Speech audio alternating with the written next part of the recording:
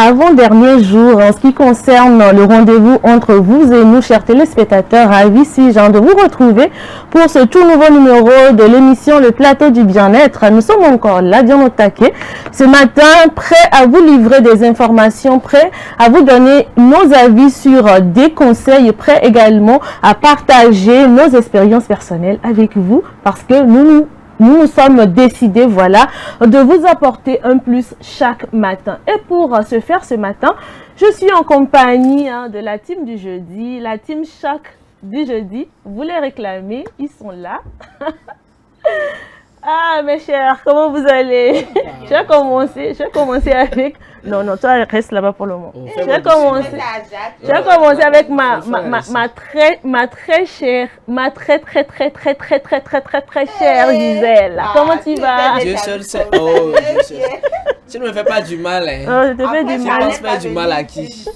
La chatte te dit que donc tu n'as pas fait très pour elle. En tout pense cas. te faire du mal. Non, je te fais du mal. L'éternel est mon berger. Ah, Sinon, je vais bien ce combattre pour matin. toi. Je vais bien. Je suis ravie d'être sur ce plateau encore une fois. Surtout en compagnie de Jacques. Ah oui.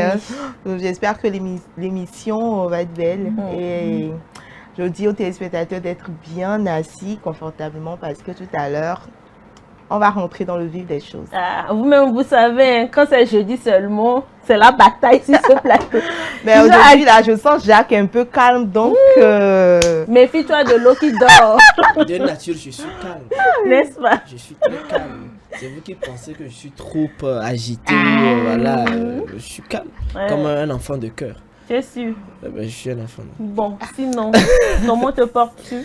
Oh, ça va. Et puis, la particularité du jour, c'est que je suis en face de Gisèle. J'imagine le ciel. Non seulement je suis en face de Gisèle, pas pour les débats, mais son regard, Hey, c'est chaud. Regarde, Déborah. son maquillage, Déborah, coucou. La chatte, coucou. son regard et voilà, son sourire me booste. Seigneur, on me fait C'est ça. gâté. Ça on me fait fait du ça. Pour bien. ce matin seulement, je ne suis pas de On, ça. on- Jacques, on merci. dirait, Connu. on est assis pour une émission cœur à cœur. Pardon, c'est le plateau du bien. C'est toujours le bien-être. Ça, là, c'est le plateau du bien. C'est toujours le bien-être. Oh bon. C'est toujours le Après, quand on va bien-être, finir l'émission, vous allez faire vos cœurs à cœur. Pour le moment, là. n'est-ce pas? En tout cas, C'est le Blondine, plateau du belle bien-être. combinaison de couleurs. Merci. Je vois ça bien. C'est bon pour la santé de nos yeux. Ah oui, Ça, c'est c'est le vrai. bien-être. Est-ce que tu veux?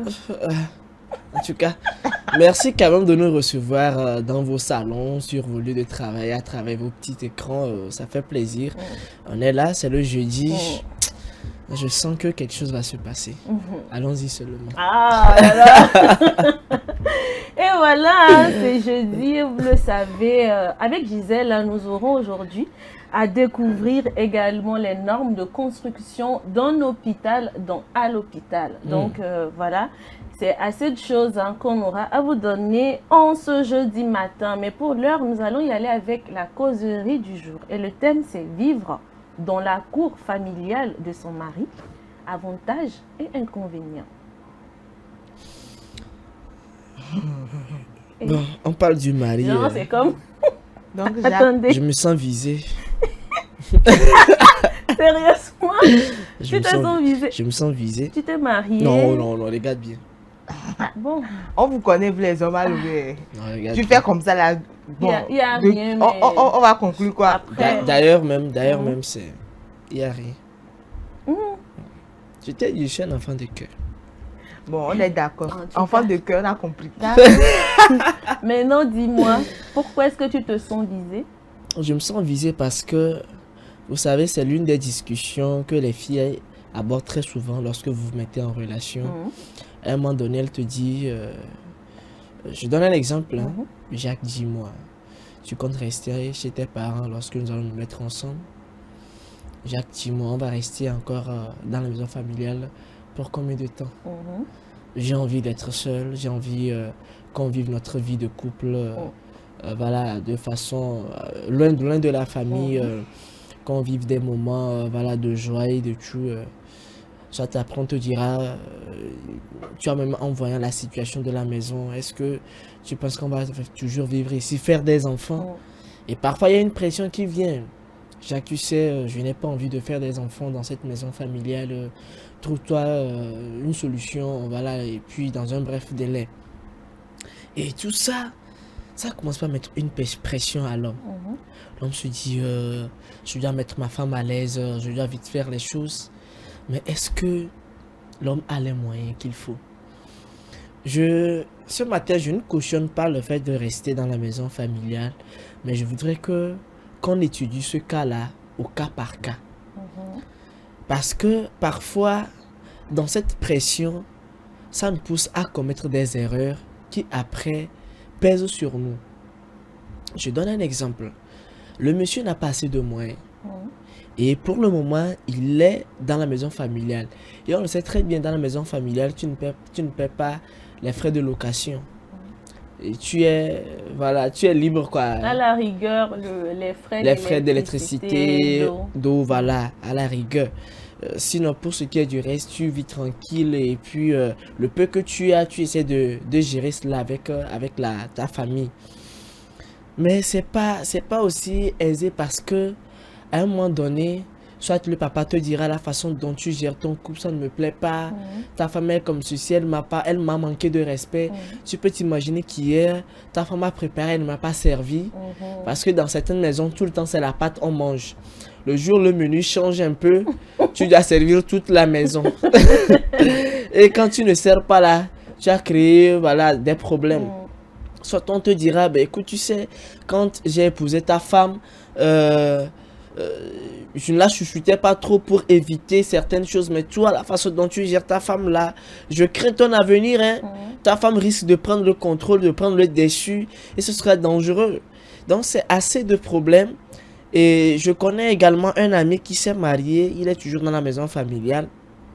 La femme, à un moment donné, lui demande de quitter la maison pour aller louer une villa.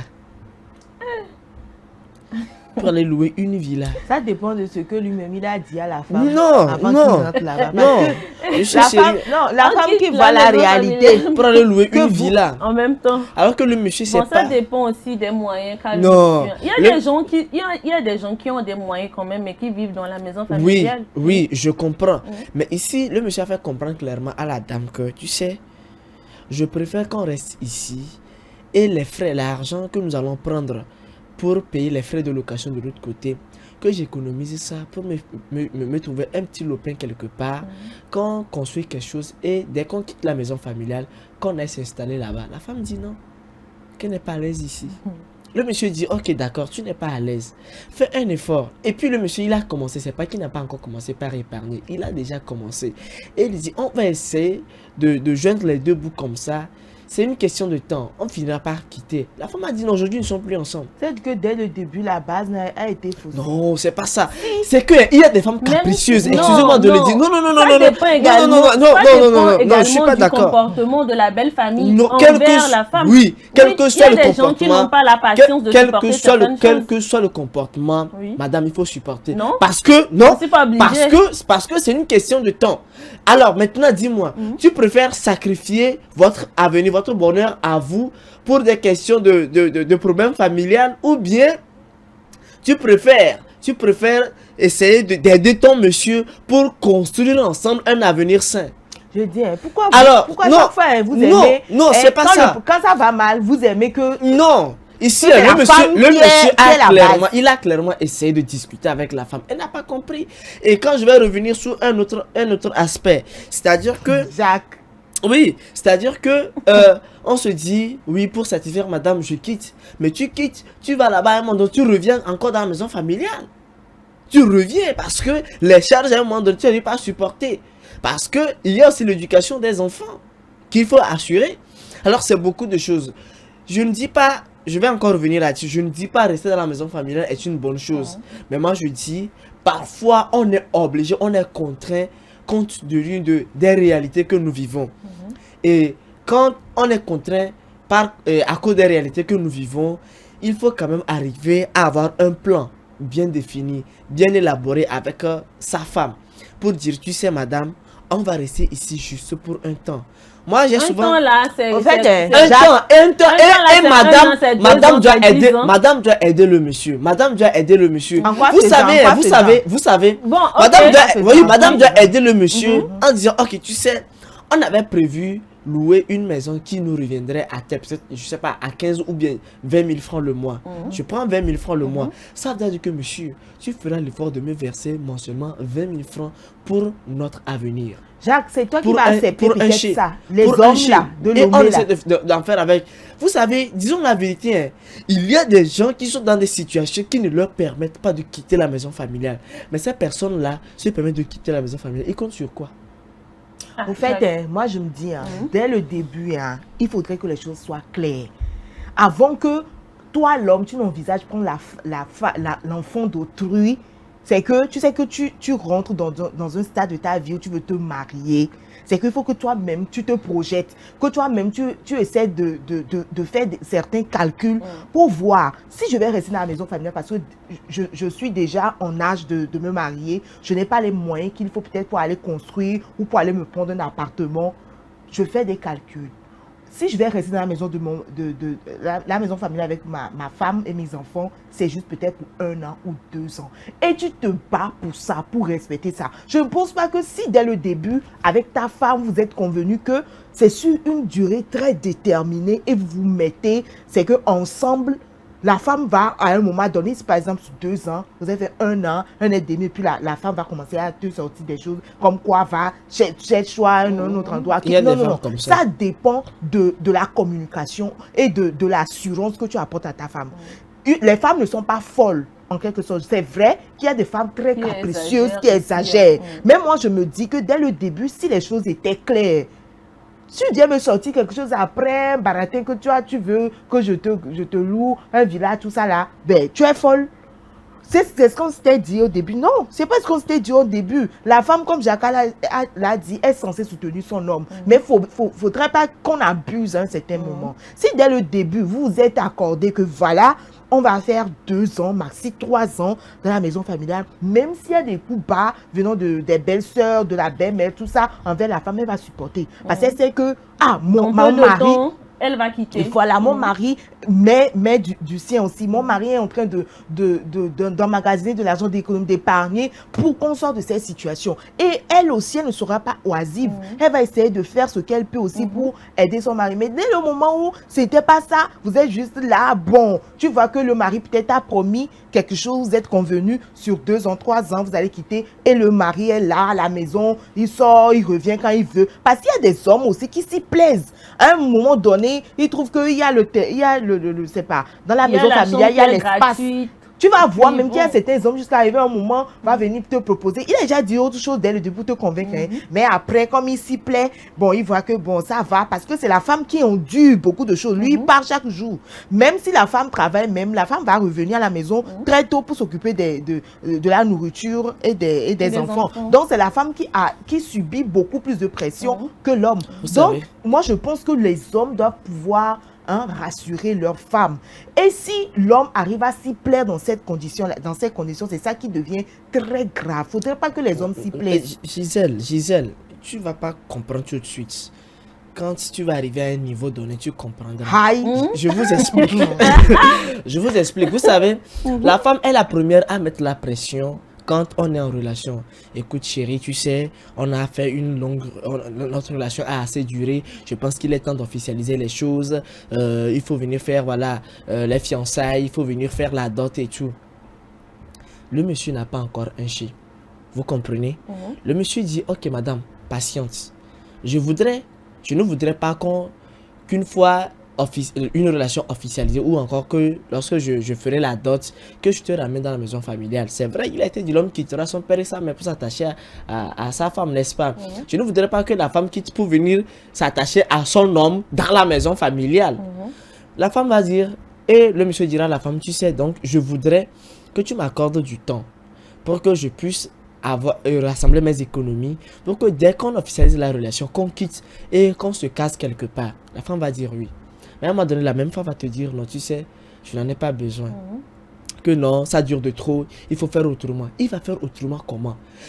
Il est obligé d'aller officialiser la relation, mais te ramener dans la maison familiale. Il n'a pas le choix. Maintenant, n'oubliez pas aussi cet aspect. Il y a de ces maisons familiales-là où le jeune garçon est le seul. Il est le seul garçon de la famille. Alors que le papa même a construit peut-être une villa. Vous voulez que le jeune garçon quitte la maison et laisse la maison à qui? Comment ça à qui? Je viens. Non, Vous voulez qu'il quitte pour laisser la maison à qui? Au fait, le problème... Moi, je dis ça n'a pas... Non, attends. Je viens.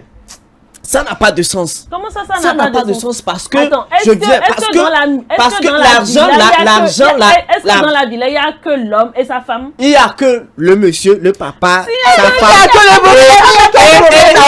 Et les sœurs. Non. Et les sœurs, les tantes. Si il y a les sœurs là, elles n'ont pas été mariées par qui? Pourquoi non? Non. Pourquoi non? Quand tu viens dans une famille, non, c'est ton foyer. Oui, c'est mon foyer. C'est ton foyer. Oui. Mais sache aussi que tu as épousé une famille. Et puis quoi?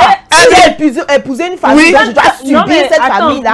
Pourquoi vous pensez toujours à la négativité, les femmes? Non, c'est pas la négativité. C'est la négativité. Et tout ça là, c'est parce qu'il y a des femmes qui ont côtoyé des femmes qui ont été victimes de ça.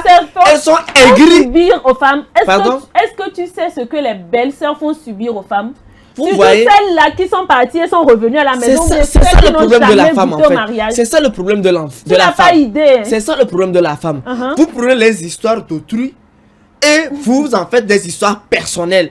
À tel point où, à un moment donné, ces énergies négatives là vous suivent. C'est ça le danger. Je donne un exemple. Attends, Jacques. Je donne un exemple.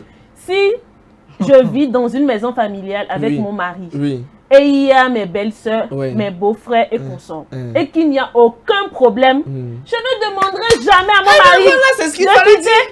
Il y a toujours un problème. Pour vous, il y a toujours un problème. Et parfois c'est un problème même pour vous les hommes. Parfois c'est un problème il n'y a jamais de problème. Alors qu'il y a des problèmes sous vos yeux, vous refusez de voir. Exactement, c'est parce que vous, quand les femmes sont... C'est parce que vous les femmes... Excusez-moi de le dire, parfois vous les femmes, vous comprenez les choses de travers. C'est que les femmes n'ont pas de cervelle. Parce que vous savez, la femme, juste le simple fait de dire à la femme ce matin, oh, tu sais, là où tu as gardé le seau là, c'est pas bien. D'habitude, on garde ça de ce côté. Elle va dire à son mari, tu sais, je suis fatiguée. Il y a la manière, il y a la manière. Il y a bien sûr la manière. Mais les femmes ont un sérieux problème. Je vous donne un exemple. Je suis dans une maison où je suis le seul garçon. C'est un exemple, je suis le seul garçon. J'ai 4 sœurs. Le papa a construit une villa, une grande maison. Bon, vous voulez que je quitte, laisser ça à qui? On n'a pas dit de quitter. On ne te demande si pas l'ambiance est bonne, il n'y a pas de problème. Pourquoi tu vas quitter? On peut rester là-bas, mais dès qu'il y a un problème... Mais moi, c'est mon foyer. Même s'il y a un problème, vous savez, il revient à l'homme et à la femme. Je ne vais pas éduquer mes enfants dans une ambiance toxique. Il revient à l'homme et à la femme de savoir manager les choses. Mais dès le moment où vous vivez dans une maison familiale, il vous revient à tous les deux de savoir manager les choses. Parce que parfois, vous les femmes aussi, c'est vous qui créez ces problèmes-là. Parce que vous vous dites que, ben écoute, je ne supporte pas cette maison. Je vais, voilà, leur en mettre plein aux yeux pour que le monsieur puisse me faire quitter la maison. Mais ça n'a pas de sens. Parfois même, ce sont les belles filles là qui sont à l'origine des problèmes. On ne refuse pas. Le problème est... Et elles font parfois aussi de mauvaises interprétations. Je dis, Jacques, le problème peut venir de partout. Ce que tu es en train de dire là... Mais tant qu'il y a un problème dans la maison, la meilleure chose à faire, c'est de quitter. C'est simple. Oh, tu vois ta mentalité. Tu quittes, tu vas revenir ou pas? Tu vois ta manière de voir les choses. Maintenant, tu quittes. Tu loues ta chambre. Si le monsieur dit qu'il n'a pas les moyens pour louer une chambre. En fait, moi, ma prière pour Jacques ce matin. Donc, si le monsieur dit qu'il n'a pas les moyens pour louer une chambre. Tu quittes la maison, tu loues la chambre. Même la caution là peut te permettre, la caution qu'une autre personne viendra te verser pour ta chambre que tu es en train de lui louer là. Cette caution peut te permettre d'aller te trouver une autre chambre ailleurs. Tu peux prendre comment ça s'appelle, le loyer à la fin de chaque mois pour régulariser je loue ma chambre qui est dans la maison familiale, c'est ça? Et si le papa dit non? Ou encore, lorsque je vais revenir dans la maison, pour certains cas, je vais dormir où? En fait, moi je pense que vous savez, n'oublions pas aussi qu'avant de louer une maison, il y a aussi la caution. Donc vous pensez que le monsieur a l'argent de la caution là et il est toujours dans la maison familiale. Au lieu de prier, d'aider le monsieur pour que ses affaires prospèrent, qu'il trouve de l'argent et construise quelque part, vous êtes là à lui demander, ok, d'accord, c'est simple. Si elle tient à ce que je quitte la maison, je m'en vais louer une pièce quelque part, une pièce de 6 000 francs. Les toilettes, les sanitaires sont à l'extérieur. Une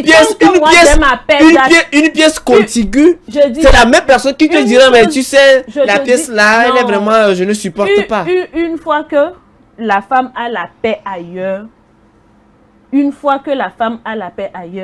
ne va plus poser ce genre de problème. Ce que moi je vous demande ce matin, c'est d'être réaliste dans vos réflexions. C'est toi qui n'es pas réaliste. Non, soyons réalistes. C'est-à-dire que avant de demander à son monsieur de quitter la maison familiale, c'est que vous êtes vraiment assis et vous avez fait une étude approfondie. Moi, je suis analyste. Tu mets quoi dans l'étude approfondie là? Vous faites des études approfondies. Toi, madame, toi-même, madame, qui me demande de quitter là, tu apportes quoi mensuellement? Maintenant, pourquoi toi, tu te focalises sur un point seulement et tu attaques les femmes, Non. Il faut prendre le problème dans tout ça. C'est-à-dire que quoi, madame? Si tu me demandes de quitter la maison familiale, ok, on quitte. On va répartir les charges. Parce que, bien sûr, parce que de l'autre côté... Je plains ta femme. Non. Franchement, parce que... Non, attends, on répartit les charges. Tu peux être financier. Attends, tu peux être financier, tu peux être même économe, je sais pas quoi. Mais ces choses de comme économe, financier, quoi, là, quand une fois que tu es marié, il faut savoir faire la part des choses. Non, c'est là le danger en fait. Oui, il faut toujours budgétiser les choses, je vous dis. On ne refuse pas, il faut budgétiser.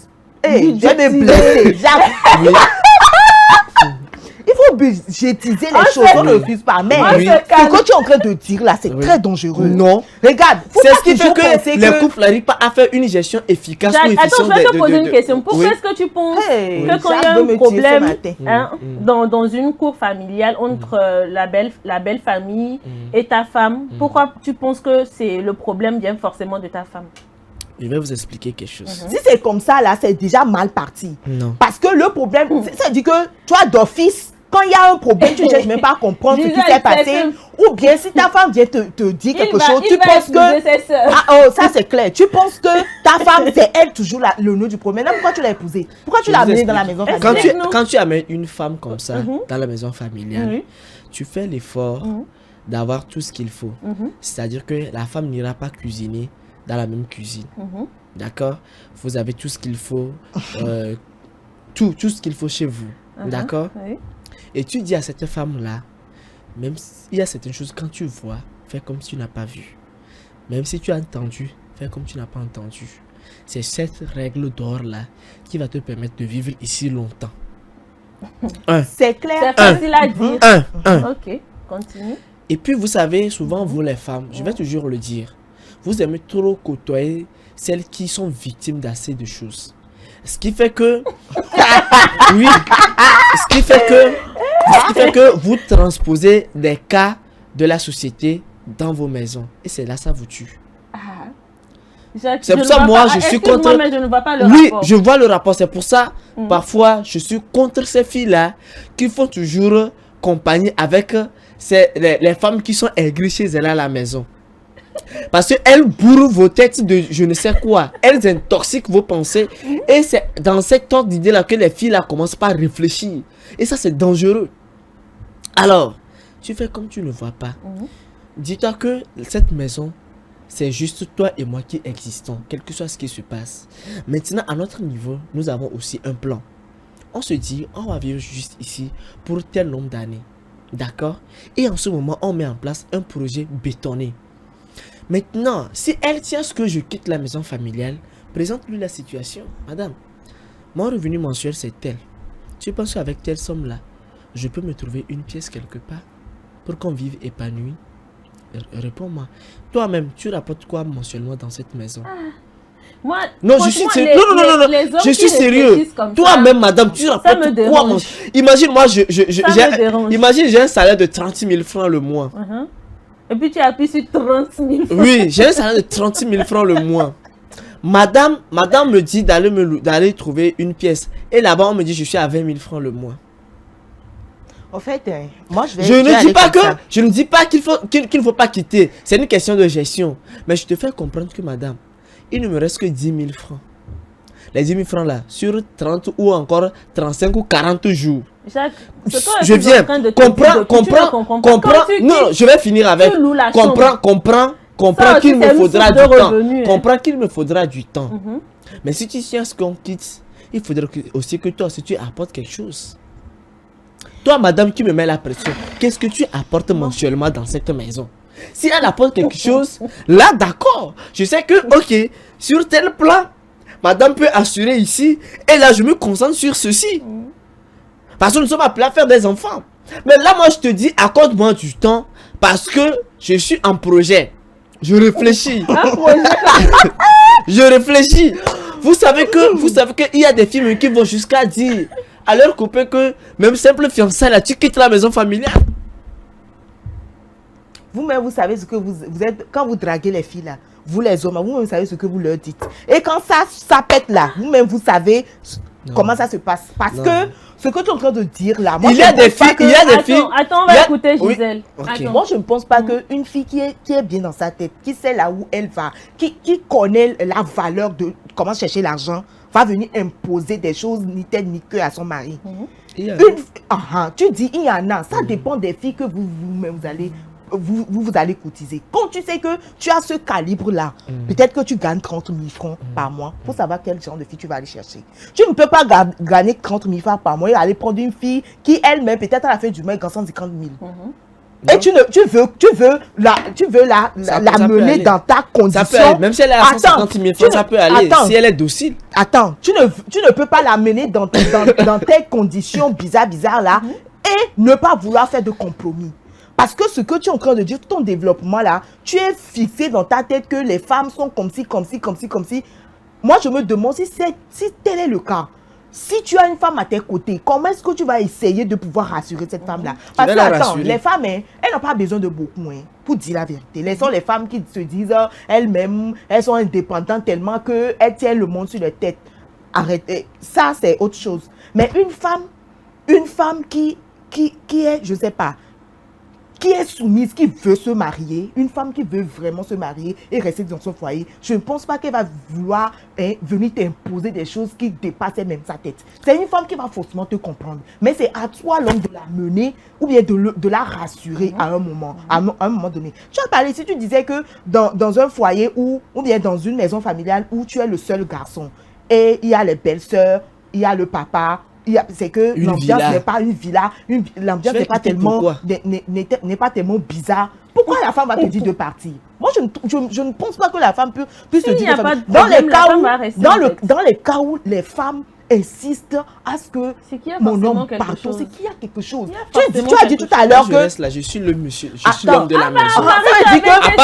À part le papa, je suis le seul garçon, non? Attends. Et elles vont faire quoi? C'est elles qui vont quitter un jour, elles vont se marier. Moi, je suis là avec ma femme déjà. Et tu dis que dès le début, tu vas dire à ta femme que... Elle n'a qu'à supporter. C'est une question de temps. Supporte, fais quelque chose. Mais tu as oublié que la femme aussi là, elle a le cœur. C'est pas à la personne que elle n'a qu'à juste activer le monde ignoré dans sa tête, c'est fini. C'est pas tout le monde qui arrive à rester dans sa tête. Il faut coacher la femme. Avant d'amener une femme dans une maison familiale, il faut la coacher. C'est là-bas que toi, ton rôle d'homme va venir. Tu ne peux pas mettre dans ta tête que la femme, elle est toujours problématique, elle est comme ça. Donc si elle vient te dire que mon mari, il y a ça, c'est là-bas que ta diplomatie d'homme doit sortir. Tu dois savoir comment manager tes soeurs et ta femme sans toutefois. On va le faire. Non, mais ta manière de penser là, c'est grave. Et si je sais que les soeurs ne comprennent pas, je préfère jouer ma diplomatie avec ma femme. Je préfère coacher ma femme. En coachant ta femme, ça aussi c'est un coup qu'on doit te donner. Tu ne peux pas vouloir coacher une femme et lui faire savoir que chaque fois, renferme-toi, fais comme si, comme ça. Tu es en train de la frustrer. Tu es en train de la frustrer. Quelque chose, si ne parle pas, si et la frustration. Et moi je gère comme je peux. Point. Tu gères comme tu peux, demain ça ne change pas. Ouais. Elle vous vit savez, encore les mêmes choses. Il y a des filles paresseuses parce qu'elles se réveillent à 7 heures et que la belle-mère a grondé cette fille-là au moins 2 fois, c'est fini. Ou soit il y a des filles aussi qui n'acceptent pas les reproches. Juste parce que le beau-père lui a fait des reproches 1 ou 2 fois, c'est fini. Ton beau-père ne m'apprécie pas. Ton papa ne m'apprécie pas. Il y a ceci, il y a cela. Madame, ici là, c'est maison familiale. Tu apprends. C'est une autre, c'est une autre famille. Donc toi, tu apprends. Toi, moi, on m'a éduqué. Attends, je regarde. Moi, j'ai reçu mon éducation chez moi. Vous savez, Attends, hein. vous savez à combien coûte un terrain aujourd'hui? Et tu me demandes de quitter. Quand est-ce la responsabilité là? Est-ce que c'est je serai dans la location jusqu'à quand? De la même manière où ton père a construit, hein, tu dois chercher à construire toi-même pour tes enfants. À l'heure là. Et si, attends, si tu n'as pas encore les moyens. Mais mon salaire de 36 000 francs là. Vous savez, en fait, moi, ce que je voudrais, on risque de faire toute l'émission. Ce que je voudrais que les femmes comprennent et les hommes comprennent, c'est que le mariage est un projet. Et dans ce projet-là, vous définissez si vous allez rester dans la maison familiale ou pas. Si vous allez rester dans la maison familiale, qu'il y ait un délai également. D'accord? Maintenant, vous les dames, lorsque le monsieur vous dira, ok, madame, soit je n'officialise pas encore la relation pour me permettre de réunir les moyens, afin que dès que j'officialise la relation, on se retrouve de l'autre côté. Faites une diligence, accordez du temps à ce monsieur. Vous nous fatiguez avec cette histoire de mon âge avance. Vous nous fatiguez avec cette histoire de je dois avoir un enfant. Vous nous fatiguez sincèrement, les femmes nous fatiguent avec cette chanson-là, on en a marre. Vous savez, même si on a un enfant, c'est déjà suffisant. Que de vouloir nous presser, et après tout, qu'on soit les seules personnes à endosser les charges. Oui, la maison familiale a ses avantages et ses inconvénients. Mais du moment où je n'ai pas la possibilité de quitter la maison familiale, madame, accepte qu'on reste pour un temps pour me permettre de réunir le peu de ces moyens-là pour nous trouver un endroit. Mais si je suis le seul garçon, je vais encore le dire, si je suis le seul garçon, papa construit une villa et que je suis dans cette maison avec juste mes soeurs et autres, et tu viens me mettre la pression, madame. Si tu vas partir, il faut partir. C'est vrai, si tu ne m'aimes pas, tu n'as pas compris le bien fondé. Sinon, la maison, on va partir laisser ça à qui? Je vais conclure. Merci pour cette permission. Mais moi, je vais dire aux femmes, aux dames, avant de rentrer dans un foyer, assurez-vous que vous-même, vous puissiez, ou bien vous pouvez prendre soin de vous-même. Parce qu'aujourd'hui, on est à un ère où les choses deviennent de plus en plus chères. Et les hommes, non, je n'ai rien compris. Hein. Et les hommes ont beaucoup plus de mal à prendre leurs responsabilités dans tous les sens du terme. Donc, quand tu es femme, hein, pour éviter de subir certaines choses, toi-même, aie un peu. Et comme ça, tu peux aider ton homme. Maintenant, dans le cas où tu es dans une relation, ou bien tu es dans un cadre qui ne favorise pas ton épanouissement, tu en as discuté avec ton homme et qui ne veut pas comprendre ou bien qui te met une pression que tu sais que tu ne peux pas supporter pour ta santé mentale, ma soeur, dégage. Parce que si dès le début, l'homme n'a pas pu te convaincre de la chose ou bien vous êtes dit une chose dès le début et quand les choses se cassent, il vient dire autre chose, il faut savoir que cet homme n'est pas encore prêt pour prendre les responsabilités quand ça serait encore plus corsé ou quand ça serait encore plus grave.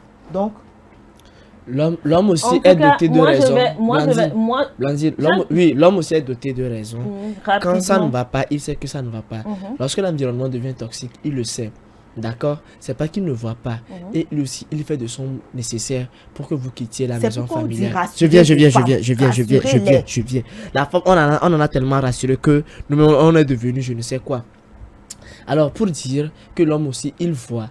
Et lorsqu'il est en réflexion, d'accord? Mais c'est à vous les femmes d'aider les messieurs. Maintenant, si l'environnement, la maison familiale est vraiment toxique, ça ne va pas du tout, en ce moment-là, tu peux prendre des décisions fortes et quitter parce que tu parles au monsieur, mais il ne comprend pas. Il ne sait pas de voir. Là, c'est dangereux parce que ta santé mentale aussi est en jeu. Tu retournes chez tes parents, c'est simple. D'accord? Mais mettre la pression à son monsieur de quitter juste pour vos plaisirs éphémères, là, ça n'a pas de sens. En tout cas, moi, je vais résumer en disant la santé mentale est aussi importante que la santé physique. Nous devons prendre soin de notre bien-être émotionnel et mental. C'est Michelle Obama qui l'a dit. Donc, mesdames, pensez à vous en premier. Pensez à vous en premier. Et quittez la manipulation. Quittez la manipulation. Faites doucement. Merci. Les hommes qui vous manipulent, là, quittez. Vous savez à combien revient un peu du terrain? La publicité. La caution.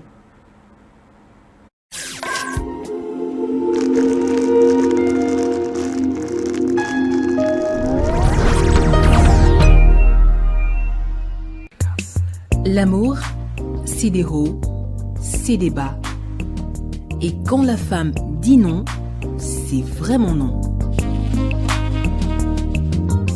Mais rien ne vaut un petit cadeau pour raviver la flamme de l'amour.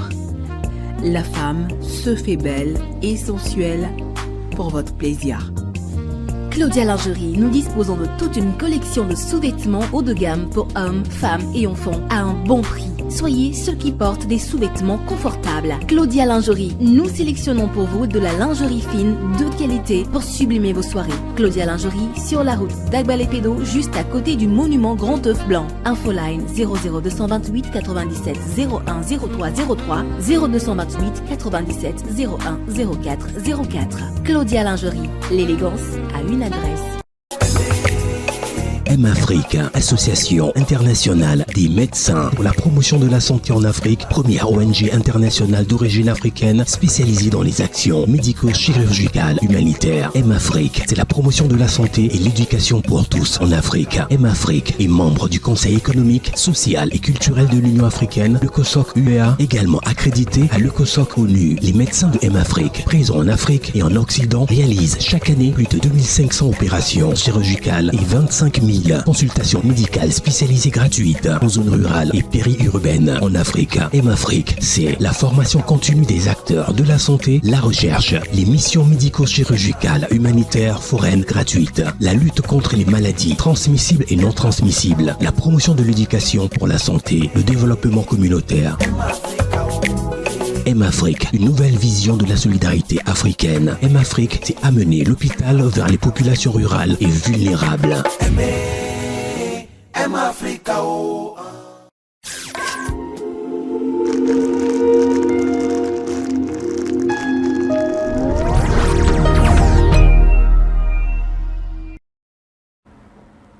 Nous allons donc poursuivre cette émission avec l'info du jour.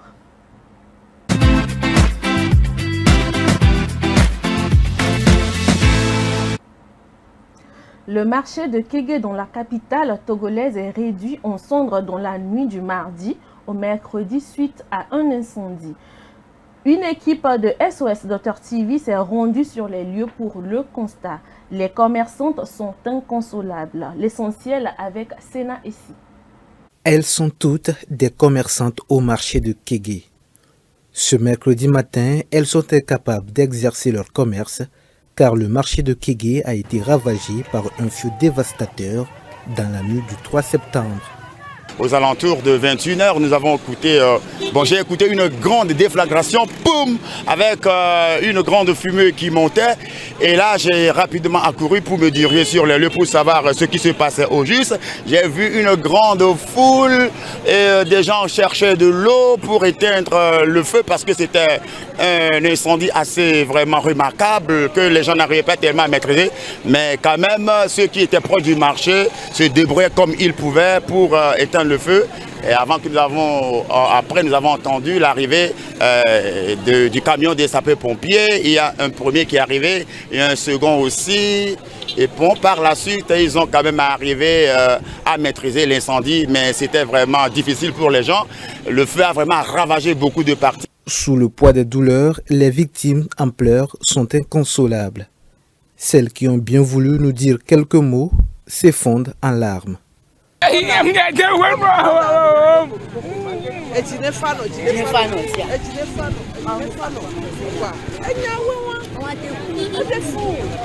Pour certaines, c'est l'occasion de faire des doléances.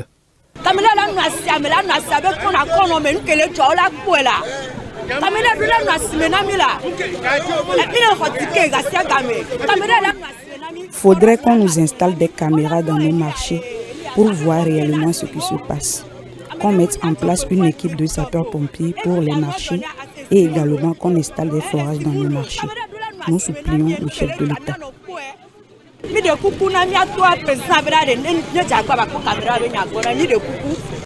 Rappelons que la plus grande partie des marchandises parties en fumée est le fruit des prêts de ces commerçantes auprès de plusieurs institutions bancaires. Voilà donc cette triste nouvelle qu'on a eu à avoir dans la nuit du mardi au mercredi, Jacques. Oui, effectivement, moi je dirais d'abord courage à ces personnes, à ces mamans. Il n'y a pas que les mamans, il y a aussi les papas, il y a les jeunes entrepreneurs également qui se débrouillent dans ces marchés. Moi je l'ai toujours dit, entreprendre n'est pas facile parce que il y a des risques énormes qui peuvent survenir à tout moment. Et cette année, je dirais que c'est devenu une épidémie, hein. Je ne dirais même pas cette année, c'est depuis un moment, c'est devenu une épidémie d'incendies, hein, dans les marchés. Et on se pose assez de questions, assez de questions. Et moi, je dis que les doléances de ces femmes-là sont fondées parce que à un moment donné, on se pose assez de questions. Vous savez, quand moi j'ai appris ça, j'étais tellement remonté qu'à un moment donné, je me suis dit, ça n'en vaut pas la peine. C'est-tu comme on vous fait ça à l'école? Vous prenez 10 coups par jour. À un moment donné, vous allez prendre les 10 coups, ça ne va rien vous dire. C'est-à-dire que finalement, on est habitué, quoi. On est habitué à ce scénario-là et tu ne sais plus comment pleurer. Tu ne sais plus comment pleurer. Si ce n'est pas en période de fête, c'est à l'approche de la rentrée. Et on se pose assez de questions. Et je pense qu'il y a lieu quand même de faire des réflexions approfondies. Il faudrait quand même en tout cas, qu'au niveau des marchés, qu'il y ait des services de sapeurs-pompiers qui ne soient pas trop distants ou encore qu'il y ait de ces services-là sectoriels qui puissent intervenir à tout moment. C'est vrai, on salue ici leur activité, ils sont arrivés à temps, ça a permis à ce qu'on puisse maîtriser le feu par rapport à ce qu'on a vu de l'autre côté à Sillé. C'est bien, mais quoi qu'on dise, les choses sont déjà parties en cendres. C'est parti à cendre et ça ne reviendra plus. Je ne sais pas l'état dans lequel ces personnes-là se trouvent actuellement. Et moi, je me dis, dans cette histoire d'incendie-là, l'on peut devenir fou. C'est vrai, l'on parce peut que devenir fou. même assez d'économies qui partent en fumée. L'on peut devenir fou. L'on peut avoir une maladie mentale incurable. Parce que ça dépend de la façon dont la personne accueille le choc. Et je ne peux que dire courage, mais que Dieu même apaise le cœur de ces personnes-là.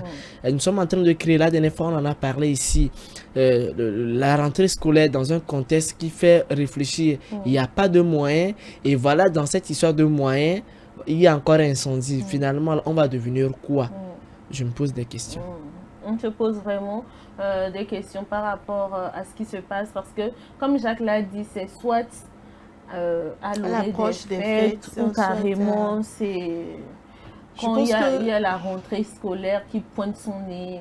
Je pense que c'est, Jacques a dit l'essentiel, c'est déplorable parce que c'est une situation qui devient très très récurrente et on se pose des questions, on se demande c'est quoi, qu'est-ce qui se passe. On va vers la construction des marchés modernes carrément. Qu'est-ce qui se passe? Faut aller à la source du problème. Parce que quand on voit même l'étendue des incendies, on pense que ce sont des incendies criminels. Parce que bon, c'est comme si c'est pour ravager tout le marché.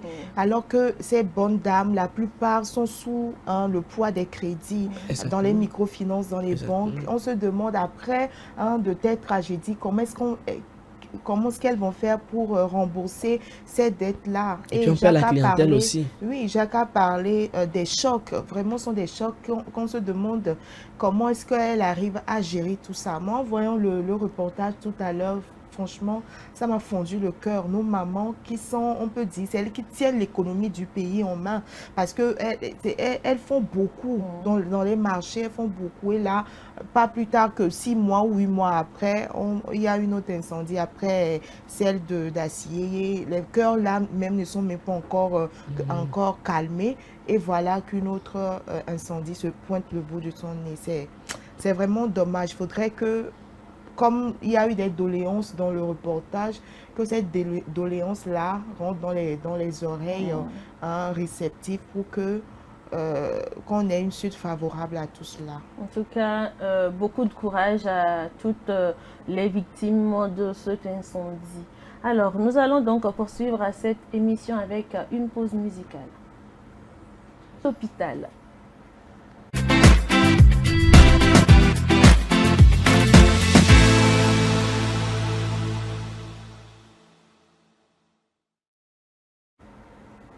Aujourd'hui, donc, à l'hôpital avec Gisèle, nous allons découvrir les normes de construction d'un hôpital.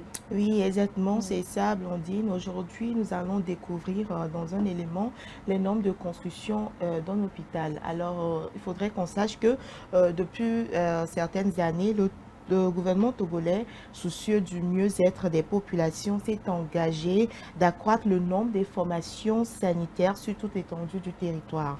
L'idée est également de renforcer les hôpitaux déjà existants. Mais comment doit-on construire les hôpitaux? Est-ce que les hôpitaux respectent les normes de construction requises? Nous le saurons tout à l'heure dans cet élément de Nathalie Paneguet. Dans le domaine architectural, la construction d'un hôpital doit respecter certaines normes clés. Il y a beaucoup de normes. Autant qu'il y a des normes dans une maison, dans un hôpital, il y en a encore plus. Parce que dans un hôpital, il y a des gens qui arrivent avec des maladies.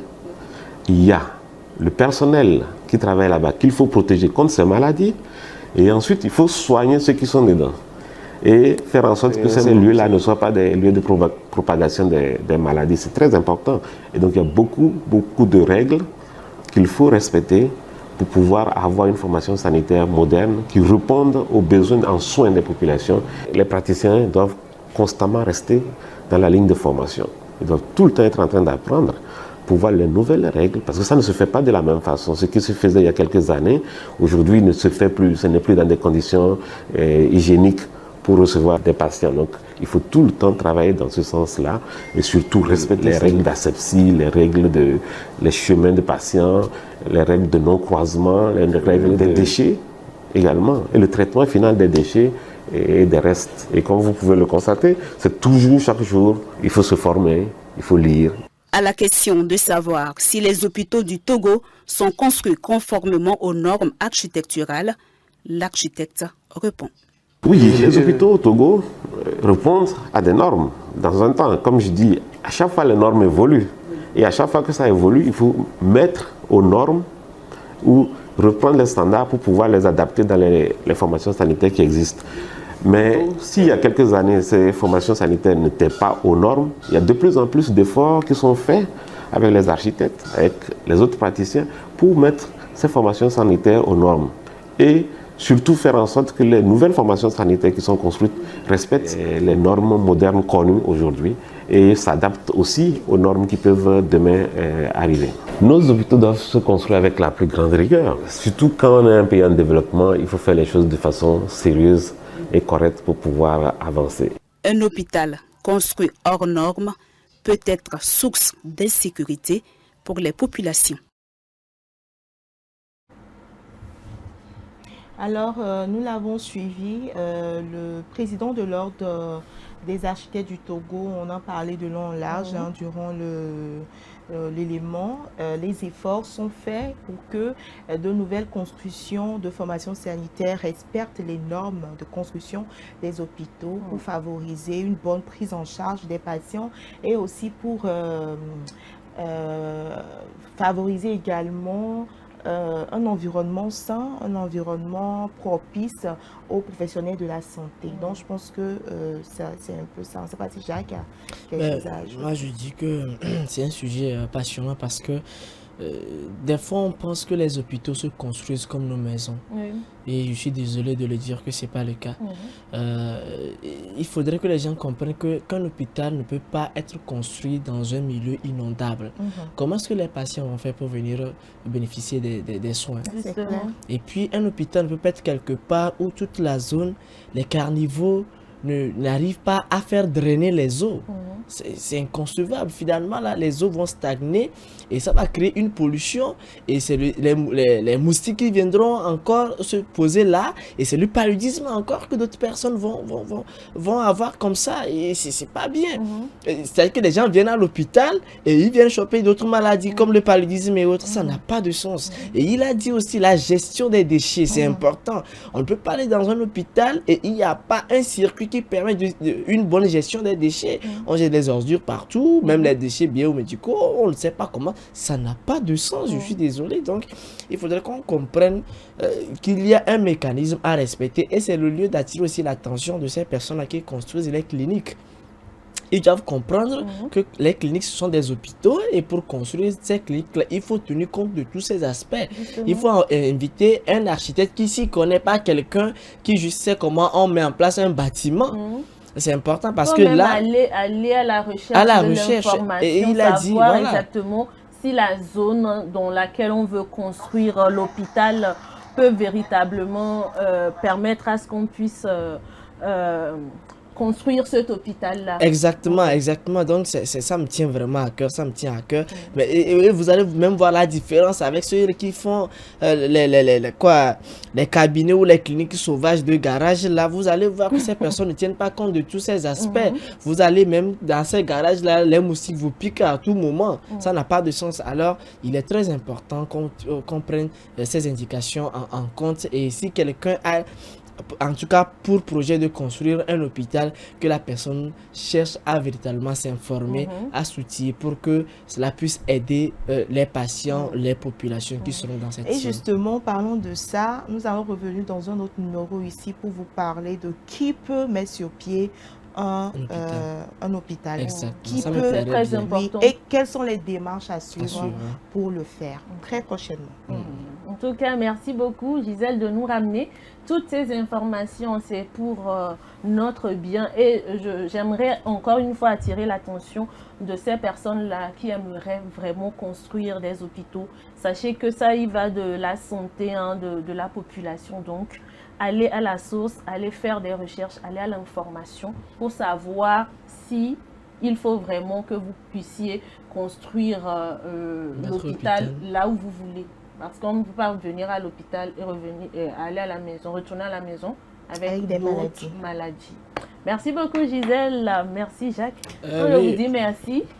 Ouais, bon, merci, merci pour... Vous-même, vous comprenez le pourquoi je vous dis merci. Merci pour ce plateau d'aujourd'hui. Si un parent veut construire une villa et que ses enfants construisent aussi en gros, après, pour fonder leur famille, moi je dis feu vert parce que le terrain ne se gâte pas.